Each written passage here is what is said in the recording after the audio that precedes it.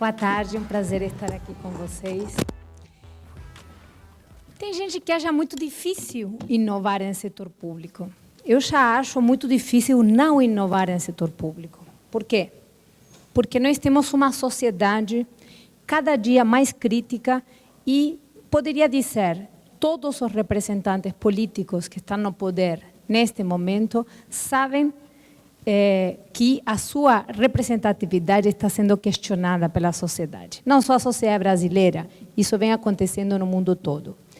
Nós tínhamos no século XX um mundo que poderíamos chamar one-sized. Era um mundo que entregava produtos padronizados para a sociedade e onde a produção em massa e a roupa unissex e os serviços similares e únicos eram o que caracterizava esse mercado e o crescimento do capitalismo do pós-guerra. O governo ele se organizou também para entregar esse tipo de demandas que podemos chamar one-sized, unissex, entregando a todos mais ou menos o mesmo, saúde, educação e segurança pública. Esse mundo acabou, esse mundo da padronização acabou. Hoje temos uma sociedade extremamente diversa e demandante de diferentes tipos de serviços. O sistema de cartórios, os cartórios, quem aqui sabe quantos países no mundo tem cartório? Quem arrisca dar um número? Pois é, só os países que herdaram de Portugal esta estrutura burocrática. Nós estamos junto com Angola, Moçambique. O modelo de cartório é um modelo praticamente feudal que deixou de ter sentido e necessidade faz muitos anos. E nós continuamos obrigando a população brasileira a utilizar não só a burocracia estatal, que é monopólica, o cidadão ele não tem a opção de trocar de governo para ter um documento de identidade. Então, não só obrigamos a uma determinada carga burocrática, como temos, no caso do Brasil, uma estrutura paraestatal, que são os cartórios, que simplesmente servem para verificar e certificar que o cidadão está dizendo a verdade. O século XXI é um século de um mundo distribuído, onde nós temos plataformas diferentes de negócio, como Uber, como Airbnb, como Facebook, que eles mostram novas formas de se relacionar, de consumir e de comprar. Então, quando nós pensamos no Uber, é a empresa que tem a maior quantidade de frotas de veículos do mundo e não é proprietária de nenhum veículo. Airbnb tem a maior quantidade de lugares para hospedagem e não é proprietária de absolutamente nenhum imóvel. Então, o modelo de negócio mudou. O mundo do século XXI é um mundo que consegue entregar produtos individualizados ao mesmo custo que antes se entregava produtos em massa. Hoje podemos comprar um paletó, uma calça em vários sites, dizendo nossas medidas, nosso comprimento de braço, de perna, etc. E com isso temos uma roupa personalizada que chega na nossa casa comprando por internet. O cidadão, ele é um indivíduo único. Quando ele se relaciona com o mercado e com o Estado, ele é a mesma pessoa. Assim como ele tem um mercado que atende ele de uma forma personalizada, nós precisamos de um Estado que atenda ao cidadão da mesma forma.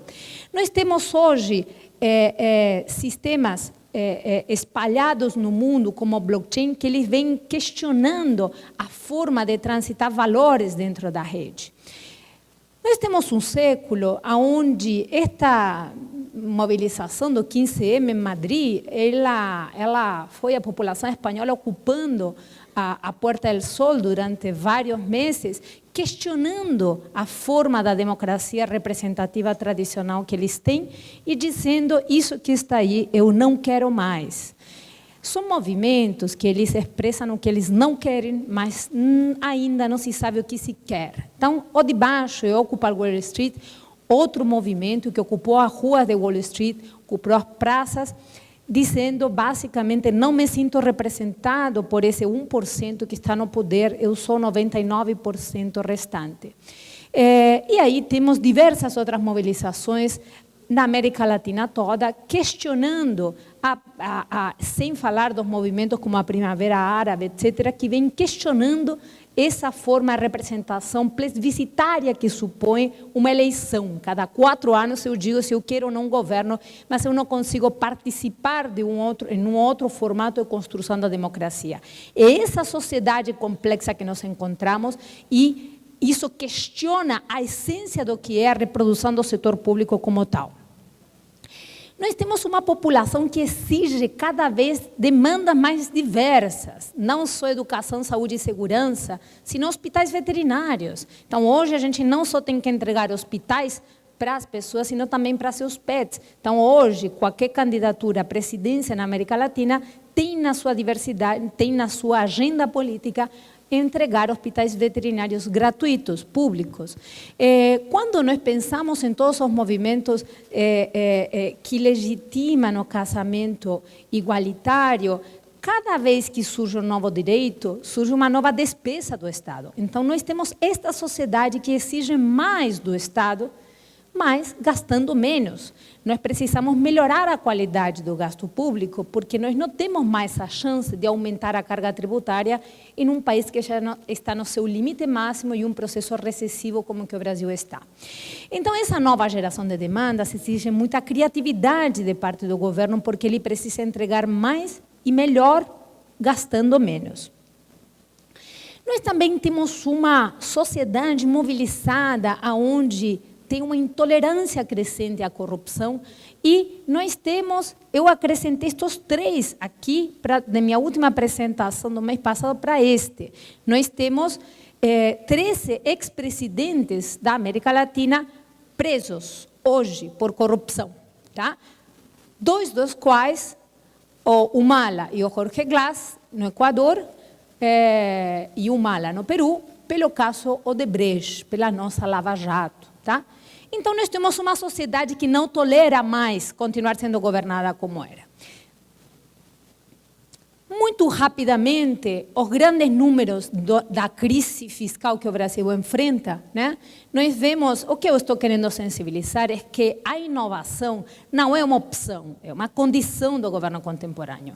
Não mais se modernizar, se radicalizar e provocar rupturas dentro da forma que presta serviços públicos para fazer as coisas de uma forma radicalmente diferente.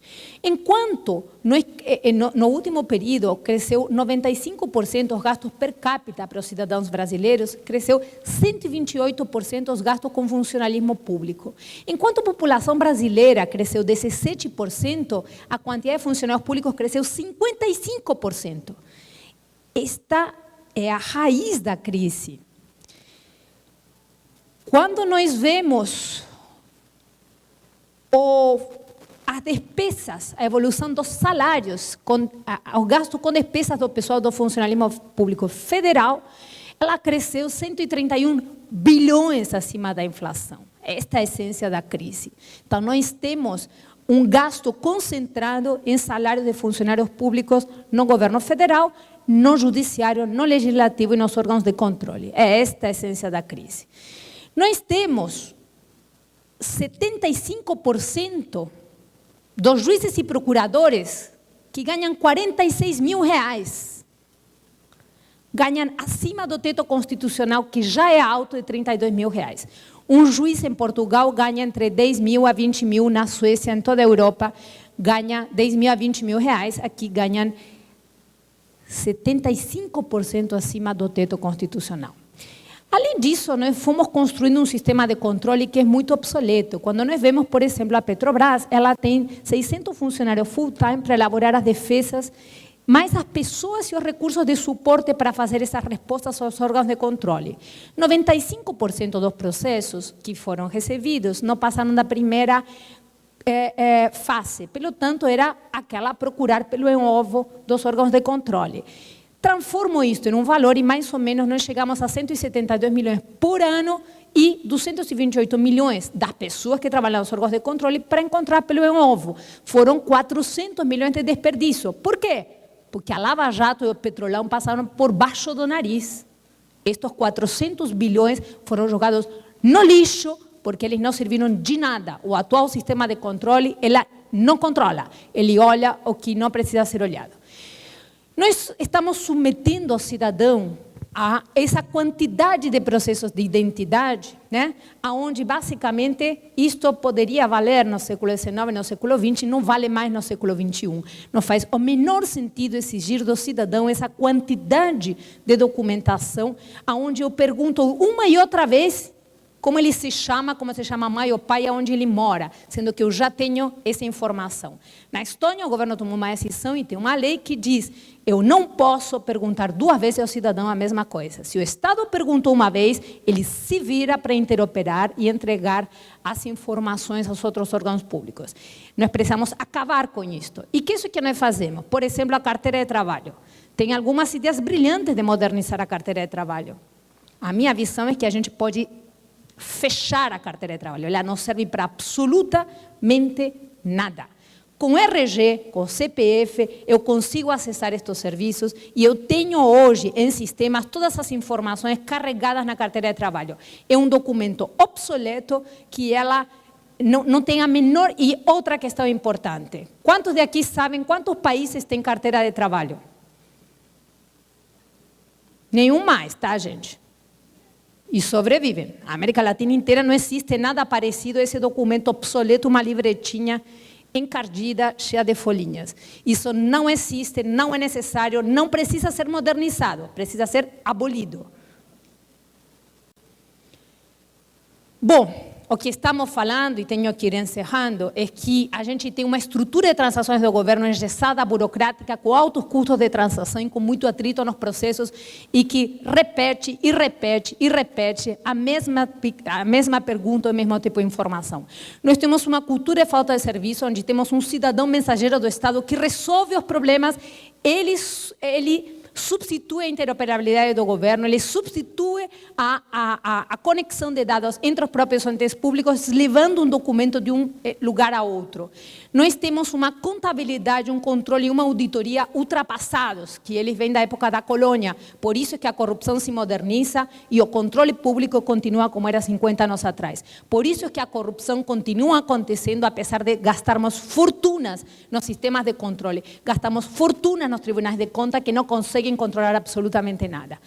Nós temos dados que são gerados, armazenados, tratados e só depois publicados pelo mesmo interessado, por isso ele é altamente fraudável. Nós precisamos mudar para sistemas muito mais eficientes.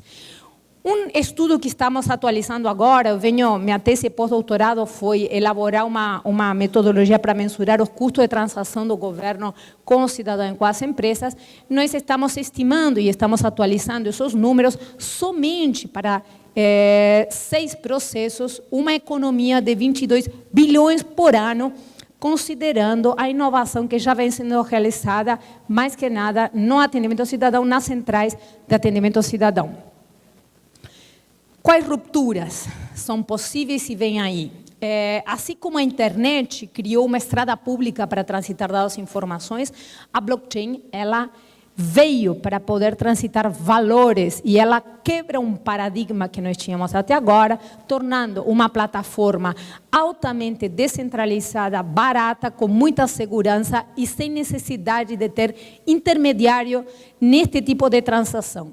Então, blockchain é a tecnologia que está por trás de moedas virtuais como o Bitcoin e ela permite que o governo tenha um salto qualitativo e quantitativo no tipo de serviço que presta com custos notavelmente menores. A interoperabilidade que se tem com sistemas deste tipo ela é dada pela própria lógica do sistema. Ela permite ter novas contabilidades, novos modelos de gestão pública e ela é uma solução, né, disruptiva para vários problemas ao mesmo tempo. Para encerrar, vou deixar esta reflexão. Períodos de um sociólogo, Norbert Elias. Períodos de transição oferecem uma ocasião especial para a reflexão. As antigas pautas são parcialmente inadequadas e ainda não existem pautas sólidas novas. Esta eleição que vem aqui em outubro nos vai colocar para fazer uma escolha.